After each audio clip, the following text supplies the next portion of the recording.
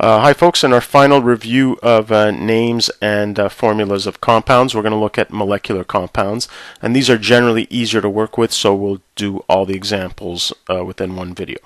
Okay, so as we talked about earlier, recognizing a molecular compound comes with seeing that it's made up of nonmetals, okay, and in the name we see the use of these prefixes. Okay, so let's start with this first one here.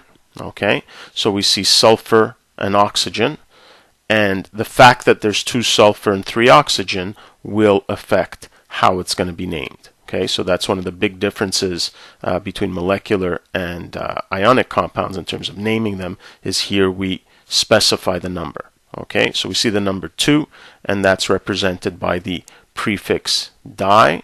So this is disulfur. Okay, and here, because there's 3 oxygen, we use the prefix tri. Okay, but similar to ionic compounds, the ending of the second word will have the IDE suffix.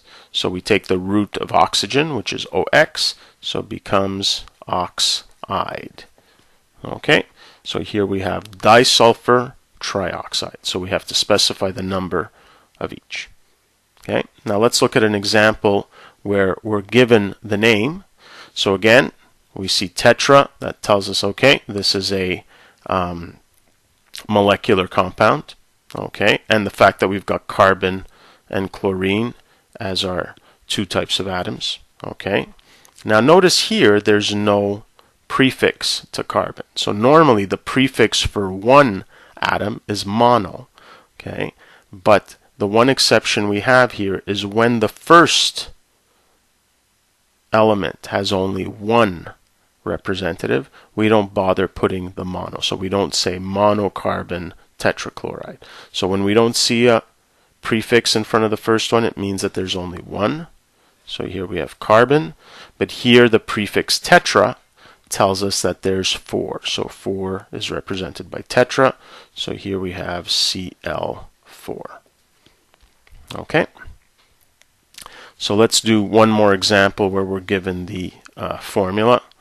Okay, so again, we notice that the first nonmetal element, okay, so again, telling us that this is molecular, 2 nonmetals, we see as phosphorus, and there's no number, meaning that there's only 1 of them, but because it's the first one in the formula, we don't write monophosphorus, we just write phosphorus. Okay, now for the second one, okay, chlorine, we know that we need the suffix IDE, so chloride, but because there's 5 of them, we have to use the prefix for 5, which is penta. So pentachloride. Okay, so again, just to recap, okay, when you see 2 nonmetals, okay, this tells you that you're dealing with a molecular compound, okay, which means that when you're giving the name, you have to include the prefixes, okay, with the one exception when the first one has only 1, okay, and when you have the name, the prefix indicates to you that you're dealing with a molecular compound, and you use that prefix to decide how many of each there are. Okay, and that's it for these, and this ends our review on the name.